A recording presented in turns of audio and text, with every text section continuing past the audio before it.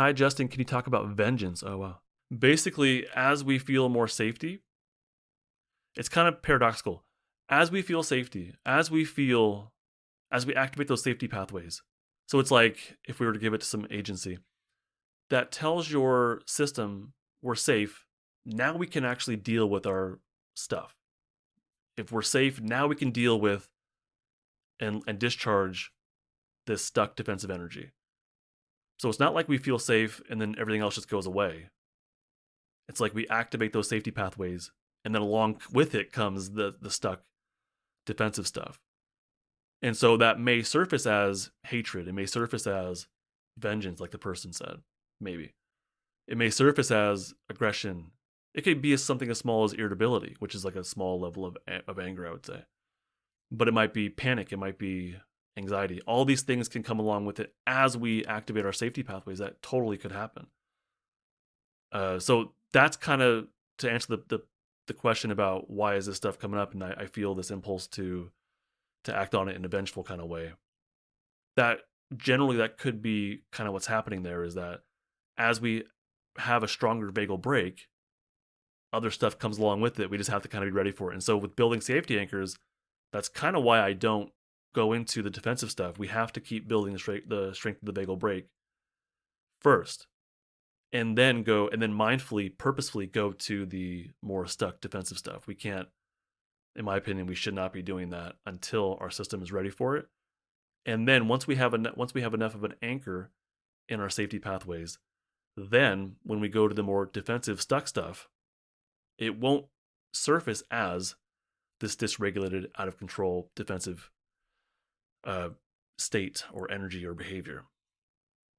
So when we feel more safety and we come out of our shutdown state, as we're anchored more in safety and we come out of our shutdown state, along with that will come anger or irritability. Typically, that's very common.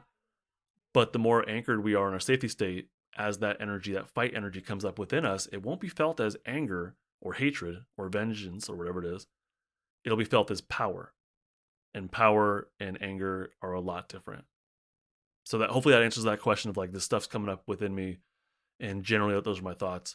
Now, how do we discharge stuck defensive stuff? The quick answer would be to mindfully be with it and listen to the impulse that it has. When we have the safety impulse, we have the impulse to go connect with others. When we have anxiety, when we have stuck fight energy, we probably have an impulse to run or to be aggressive. I'm not saying run away. I'm not saying be aggressive with people.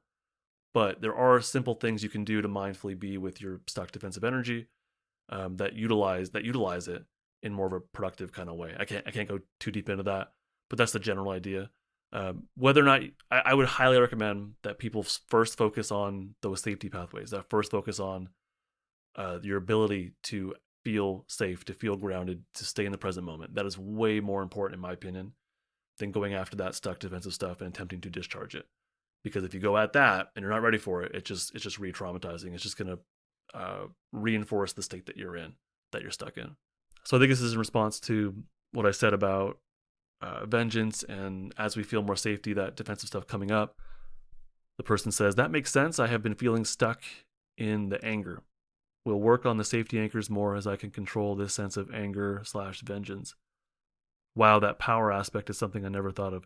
Yeah, it's when we have the safety state active, then when we feel those defensive states, those energies, those stuck defensive energies, it becomes something different.